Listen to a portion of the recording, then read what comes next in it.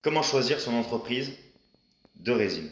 Quand la société va venir te faire un devis, renseigne-toi sur ce qu'elle va faire au niveau de ta terrasse. Si elle va bien poncer le béton, appliquer un primaire d'accrochage époxy, mettre en place les baguettes, coller généralement au polymère, mettre de la baguette alu anodisée qui est traitée, c'est quand même mieux.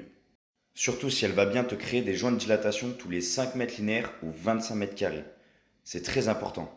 Tu peux demander l'épaisseur aussi. Parce qu'il y en a beaucoup qui travaillent avec du 8 mm, d'autres travaillent aussi avec du 1 cm. Alors ça change pas grand chose à 2 mm près, mais c'est toujours ça. Demande-leur la couche de renfort, s'ils vont bien l'effectuer. Certaines résines, c'est au bout de 2 ans, certaines, c'est au bout de 5 ans.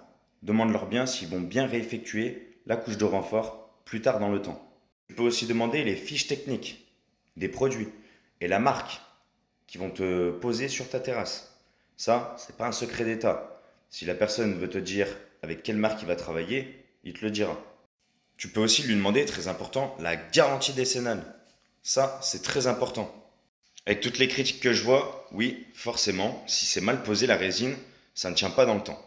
Il faut savoir, c'est que pareil, vous, les clients, certains n'entretiennent aucune de leurs terrasses. Ils se disent, ouais, je veux faire de la résine, et on laisse comme ça pendant 10 ans. Non, faut l'entretenir la terrasse. Comme tout ce que tu mets en extérieur, tu entretiens. Tu passes un coup de Karcher, minimum 1 ou 2 fois par an. Si tu as de la mousse qui commence à arriver, tu mets un produit anti-mousse, ou pour l'herbe, c'est exactement pareil.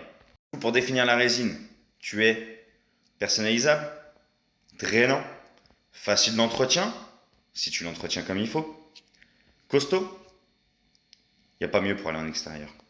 Moi qui suis carreleur de métier avant tout, je vais vous expliquer une chose. Il faut savoir que dans certaines régions, il vaut mieux mettre de la résine que du carrelage. Pourquoi?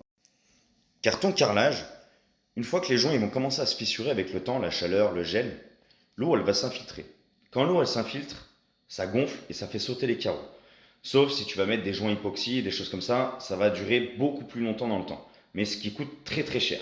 Pour finir, le prix moyen d'une terrasse en granulat de marbre ou d'une plage de piscine, au mètre carré, il faut compter à peu près entre 110 et 120 euros hors taxe le mètre carré.